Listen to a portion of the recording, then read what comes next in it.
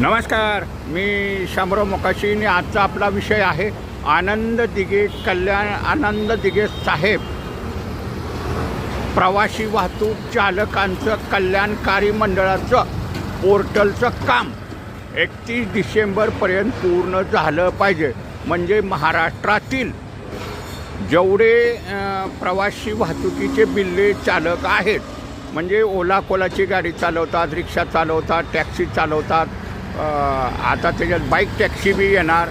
म्हणजे तुमचं वडा, डमडम, टमटम ज्यांच्याकडं प्रवासी वाहतुकीचे बिल्ले आहेत त्यांनी आनंद दिघे साहेब कल्याणकारी चालकांच्या ह्या पोर्टलला तुमची माहिती जोडणं गरजेचं आहे.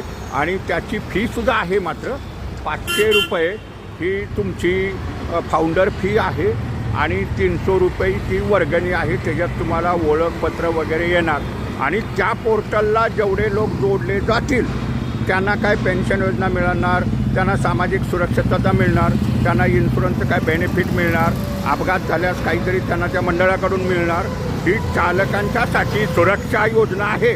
तो ओला कोला चालवत असून द्या, कोणी असून द्या, त्याच्याकडं प्रवासी वाहतुकीचा बिल्ला हा लागतोच. आणि ज्यांच्याकडं प्रवासी वाहतुकीचे लायसन बिल्ले आहेत, मग ते रिक्षावाले असून द्या, टॅक्सीवाला असून द्या, ई रिक्षा असून द्या, म्हणजे ज्यांच्याकडे हे छोट्या स्कूल व्हॅन असून द्यात, म्हणजे ज्यांच्याकडे प्रवासी वाहतुकीचा लायसन बिल्ला आहे त्यांनी 31 डिसेंबरपर्यंत हे पोर्टल पूर्ण होणार आहे. आणि RTO अधिकारी काही काम करत नाहीत. मुख्यमंत्र्यांच्याकडे आपण तक्रार केलेली आहे. त्यांच्या गाड्या पासिंग करताना सुद्धा त्यांनी पोर्टलला जोडलं आहे का नाही हे अधिकाऱ्यांनी बघायला पाहिजे. परमिट रिन्यू करताना बघितलं पाहिजे. RTO अधिकारी बघत नाहीत. ही RTOची चुकी आहे. हो, 2 वर्ष झालं पोर्टल भरतात, हे RTO अधिकारी करतात काय? हे दिवे लावतात, नुसते पेपरमधून खाली सह्या करतात. त्यांना साधं बघता येत नाही का? पोर्टलला त्याची इत्थंभूत माहिती पाहिजे. राशन कार्ड त्या पोर्टलला जोडावं लागतं. प्रत्येकाचं राशन कार्ड, लायसन, घरची माहिती, आपल्या वारसाचं नाव, हे सर्व माहिती भरावी लागते. लायसन, बिल्ला क्रमांक हे सगळं त्याच्यात भरावं लागतं. आधार कार्ड, पॅन कार्ड आणि राशन कार्ड ही अपलोड करावी लागतात. पण हे RTO अधिकारी सर्व ह्या कामाकडे दुर्लक्ष करतात. आम्ही मुख्यमंत्र्यांकडे पत्र लिहिलेलं आहे.